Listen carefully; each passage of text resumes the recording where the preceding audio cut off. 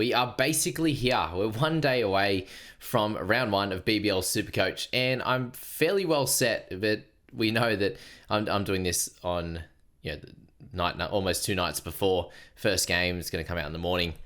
I imagine by the time this uploads in the morning, something will happen. But a massive thank you to everyone who has tuned in to the latest couple of videos, especially. They've really grown in the views compared to a few of the others. So thank you so much for being here, and especially compared to last year. So hopefully I'm providing some good content for you guys out there. There's a few things to think of, and with players going down every sort of hour or so at the moment, we're still waiting on Webster.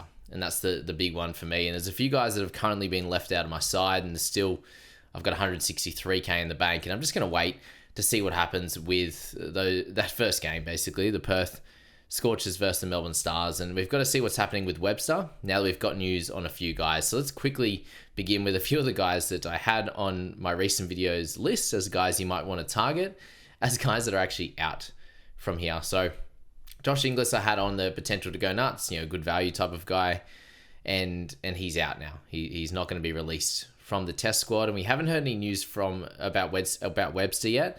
So once we do get that news, I'll happily hand that over to you guys, or just make sure the easiest way, if you don't want to have to wait for a video or a podcast from myself, there's a lot of guys out there that are on the pulse, whether it's really Twitter. Twitter's the best place to go for it, and Honeyball on Twitter, they're really good at getting on that latest data out to you guys, especially coming into that first teams and really the next few days when there's intra-squad games and there's guys coming back from injury. We did hear that Agar is likely to be back. Cooper Connolly will be there along with Ashton Turner. There's a few good news stories like that, but then there's some average news stories and guys like apparently Spencer Johnson. A good chance that he could be ready in a week or ready in 2 weeks, but they're unsure on him, and Nees is going to be out all the way through until the start of January. So that's not good on their fronts there. So Johnson, Inglis, they're off that list right now. Sutherland very likely to be playing at this point, which is good news for him. And it does bring a few other guys into an opportunity to be picked. Like if Webster was to not be named, you've already got Inglis out, Johnson, all these guys that are Maxwell, all these guys that are very, very popular and just really good scorers at high prices. It makes you think about it, to be fair, to have a look at certain other guys at higher prices that can come out and fairly reliably get you good scores. And even someone like Paul Walter I'm looking at now. If Webster was to be out, do you pick someone like Paul with the double in round 3 there? And with all the stars potentially going down, if you weren't to be starting with Maxwell or Webster, then they're two guns that you'd want from the Stars. And you look at that Stars lineup, and they're coming up against two really formidable outfits in Perth Scorchers, who have a cracking bowling lineup, a great team in general, and then they come up against the Brisbane Heat in their second game of the double. So they're two really, really tough matchups. And how many of those guys do you want to be owning, whether it's bowlers or batters, if there's a decent chance that they get routed in both of those games? So the Stars were a team we were looking at going into this round one, just because they had lots of relevance, and you were looking at probably a slightly better side than previous with Tom Curran coming over, and Stoinis in good form, along with Maxwell and Webster in the middle there, and obviously Tom Curran's bowling. They bring over Hamish McKenzie, which is really cool as well for him. But you're looking at that team now, and how many of those guys do you want? Which therefore means in round 3, when they have the double along with Heat, and also, we're missing there, Heat and the Sixers, are you going to have enough guys on the double anyway? So maybe instead of getting that double in round 1 or round 2, you have the double game player ready for round 3, is what I'm getting at there. So I think that's pretty interesting and a fun way to look at it as well. And that's where someone like Walter with Neeser out, especially as that all-rounder type, can just be ever more important. So now, my thoughts are, if Webster is out, there's a few things that could go in my side. I do have options that currently aren't in my side. One of them is Fabian Allen, and he's a guy that could be moved into the side.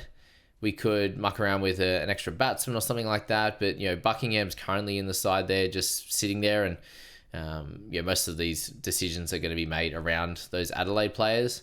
I do have enough cash in the bank right now to go from Webster straight up to Matt Short. If I wanted to, he's currently not in the side. But I could also drop Rogers to get Kane Richardson for that extra 20k as well. So there are just a few options outside of my current team that I'm potentially looking at. But as I said, 163k in the bank right now, just to wait until teams are announced tomorrow on Sunday night there for the Perth and Stars game. Two really important squads at this point, and the Perth team is something that I'm looking at, and if things don't work out, if things look an interesting some type of way with that Perth setup, then I could bring in like a Jai Richardson or something like that as well as another potential option for Bo Webster, and just to beef up a couple of Perth players as well. So yeah, that's where we're set up at the moment. I'll go through the team as it sits. So Josh Inglis was a good chance of being in my side. He's now out, and I'm just going to lock and load with Tim Seifert. I've been really impressed just with his latest scoring. He picked up 30 off 15 in their trial game against the Stars yesterday. And yeah, I just think the consistency that he can provide at a pretty solid strike rate in the mid 130s there, and in a position that's fairly tough. He's a guy at a good price anyway at 152 that if I do not start with Matt Short, I could easily get to him or get up to Matt Short with that extra 150k. Let's hope Seifert does fairly well and he can gain a little bit of cash. But that 150 that we need from him to Matt Short, if Seifert holds value and Matt Short hits a 50 or something like that and goes down a little bit, then it's 130, 140 that we might need. And if I do have 100k or 150k in the bank or whatever it is, then I can go from Seifert straight to Matt Short and potentially get another keeper in my side. Where if Josh Inglis wasn't to be named for round 2 as well, then someone like Matt Hurst at 117 could be really, really cool, or it's easy to go down to a Jimmy Pearson or a Josh Philippi who's in that really solid position of having a double in round 3, which is nice there for sure. So Seifert's in there with Jake Doran as my second keeper, and we'll muck around with the looping and the positions very, very shortly. But in my batsman, currently, I'm sitting there with Jamie Overton, going to be one of the more important players for round 2. So he comes in and provides a bit of starch for the side, to be honest with you, in a situation that's pretty dire right now with top tier players. Tom Curran, if Webster does play, I will think about potentially VCing Webster, but that also has a little bit of risk if he gets sent back to the Aussie Test team. But Tom Curran had an absolute blinder not in their trial game the other day, picking up a golden duck and going for I think 30 odd off his 3. So that was good fun for Tom, a nice 3 Supercoach score. But we know what he can do in the BBL, and therefore he's likely to be getting my VC tag if all things going right in that first game setup. But as I said, Melbourne Stars coming up against Perth and coming up against Brisbane. The good thing with that for Tom is that with their fragile batting lineup, if Webster and obviously Maxwell aren't to be there, then he's a really good chance of getting in with a decent amount of time to bat and could cause a little bit of havoc, or at least have the opportunity to cause some havoc. And if they do bowl first, that's the other thing, he will get his 4 overs, which will be solid in that side. There's a few other things I could look at with the Webster thing. If he doesn't play, I could pick Joel Paris, was the other one that I was looking at, and also currently still looking at. So that's where I'm at with Overton and Curran. Hassan Khan, I just think he's at 117.5k, played really well in their trial game the other day, made some runs, took some wickets, exactly what he's been doing in recent history in 2020. So I think he's going to be in my side, and right now he's actually sitting there with a captaincy tag. If it rolls out in that second game of on Monday night there against the Sixers, that he's going to bat in front of Sutherland at 6, which is what that looked like in the trial game, and he does look to get sort of 3 to 4 overs, then he will be my captain in round 1. Josh Brown just has that ability, to score a big one, and picked up 80 odd in the trial yesterday as well.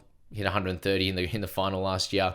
At 112, he just provides a little bit extra cash in the bank, which is very, very important. More for the fact that if you don't start with Short, you need to make sure you have a bit of cash there to get him, and I'm just wary of that personally. So Josh Brown comes in as a guy that could be a boom or bust type of player, but at 112, if he could, he has the opportunity to go 100 plus in the first 2 games, He also has potential to go a 20 across the 2 games or something like that. But at 112, that is an okay risk that you can take compared to that at 150. But we know with Seaford at 152, he has the consistency under his belt.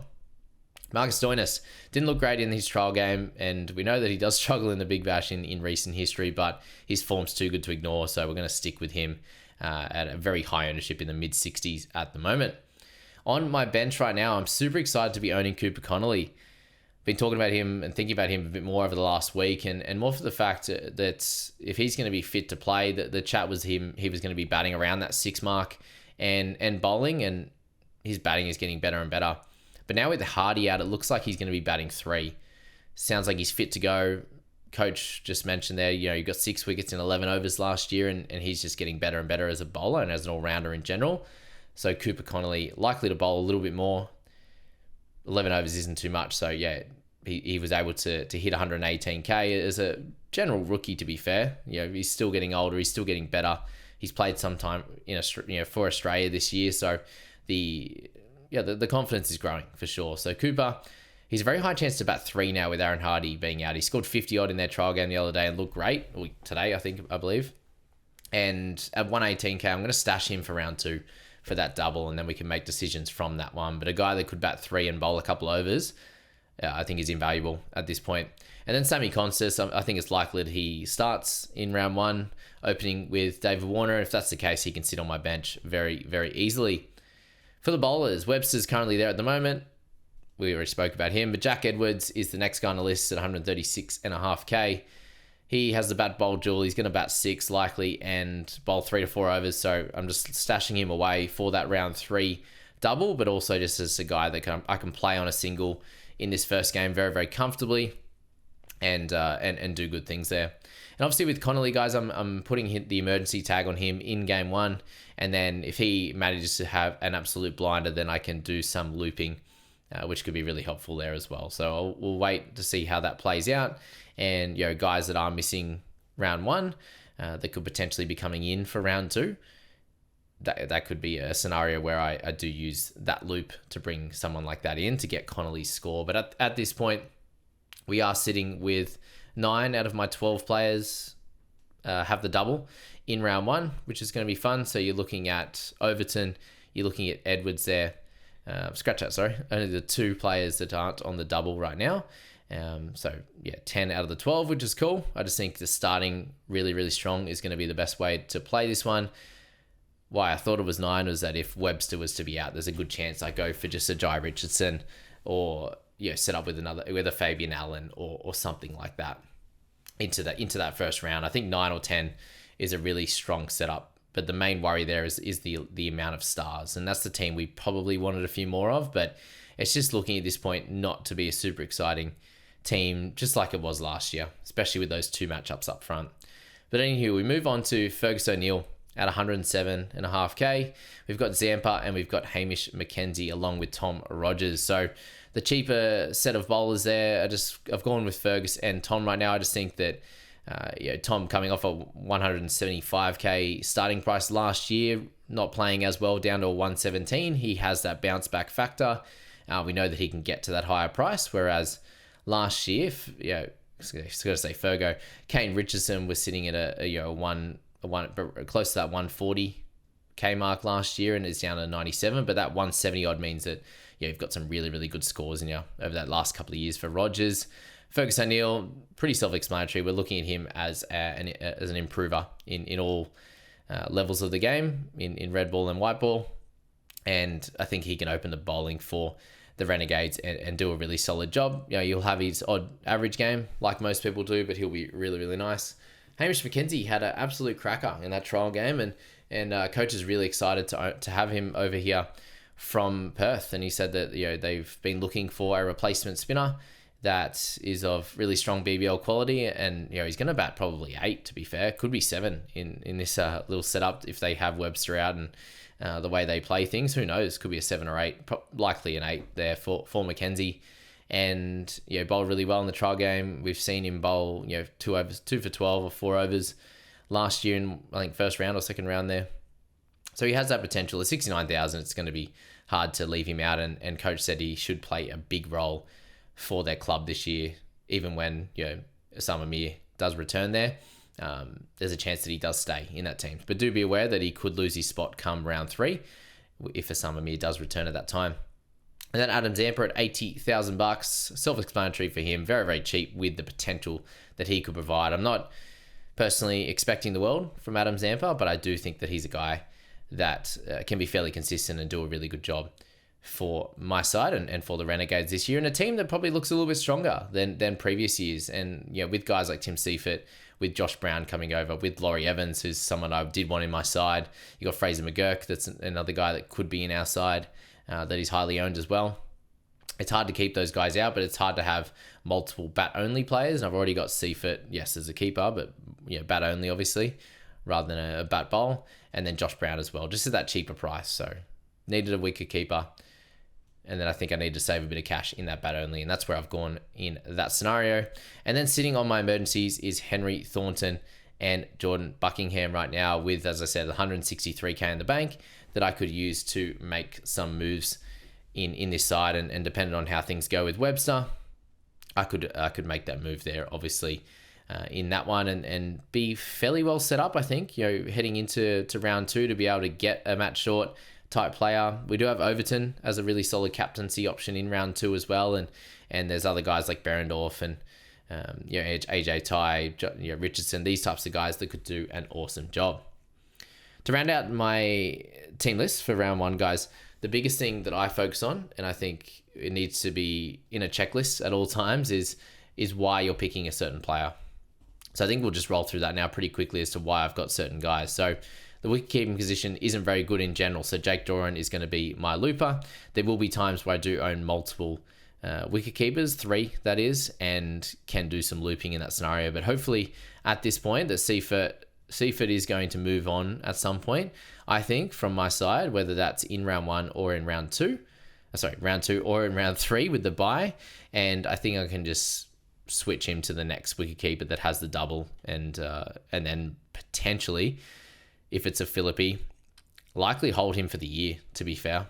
I don't want to do too much with the wicket-keeping slot, and this first one, just to get a decent score, I think, in round 1 is important, because the more points you can get in round 1, the more games you can get in from certain guys, their prices can start moving, you can make some cash, and then it gets a little bit easier to get the gun players across the rest of the season. So I think that's where you're obviously starting well with doubles, but getting more games under their belt because their price changes straight away is the best way of going about it. But with Seifert there, he's sitting in a spot where it's a tough position, and he's a really solid, consistent player. So I'm excited to see him go out there and do an awesome job there. So I just think that, got to lock a keeper in, and he's going to be the first guy that I'll be attempting at this point. Overton has 2 doubles, round 2 and 4. It's simple as that. One of the best players in the game. Curran, we know he's a 200k player in previous years, has 2 doubles in the first 3. Khan, dual position guy as well. Bat and bowl, simple. Good price. At least a double in round 1, and we'll work it out from there. Josh Brown, a hit and miss guy, but at 112, you can take that risk. He could go nuts and really help us out. Stoinis, again, bat and bowl, great form. Webster, we're looking at him as a batter, obviously, that can bowl a little bit. Really consistent performer. Jack Edwards has the gun roll, has a double in round 3. Fergus O'Neill and Zampa, fairly cheap, have the double in round 1, potentially, if you hold them, double in round 4 as well. Mackenzie, really solid cheapie that has the ability to do well with the bat and the ball a little bit. Obviously, a little bit with the bat, more with the ball, and has doubles in round 1 and 3 if he gets the opportunity. Rogers, a fallen gun that has a double in round 1 as well. And then my bench guys, potential cheapies in Constas and Buckingham, could change Buckingham as we go. Henry Thornton, a really solid guy that has a double in round 2 and 4, and hopefully can get a bag full of wickets in one of the games and get his price moving in the right direction, and will serve as a nice double player next week, because that's what we're looking at as well, is into round 2 with the guys that we do have on doubles. And right now, sitting there with 3 of the strikers, only 1 of the scorchers, so there's 4 heading into next week. If we use 3 or 4 trades, it's 7 or 8 on the double next week. Moving us forward into a pretty solid little couple of weeks there. But as I said, we'll see how that one plays out, what happens with Webster and the like, but currently 10 doubles in round 1, and then moving forward to round 3 be probably a similar situation of 7 or 8 doubles, and going on from there. And then Connolly, a lovely little setup as well for him. So I hope that one really helps you guys before you make your final teams there. As I said, this will be our Saturday morning, making that on Friday night there. I look forward to seeing those final team lists at what's going to be 6:35 there, 40 minutes before the game 1 starts. So I'm very excited to see how that one rolls out. And good luck with making your final teams. Try not to, some people might just go, I'm not really following this, just copy. There's a bunch of different options, as I said, guys, with the potential options that I said, Jai Richardson, these types of guys, Kane Richardson. There's all different styles. Fraser McGurk's, Laurie Evans, I really like. You could start off with Chris Lynn with a lovely double in round 2. There's heaps of guys you could start with. Paul Walter will do a good job as well. You can start with Matt Short. You can not, like this Berendorf, Finn Allen, all these Sean Abbott, all these guys are going to do an awesome job. So don't sit there and look to copy. Change things up slightly and put yourself in a really good position to have a really good round 1. Good luck to everyone. I hope you have a cracking night on Sunday, and good luck with making your teams up until then.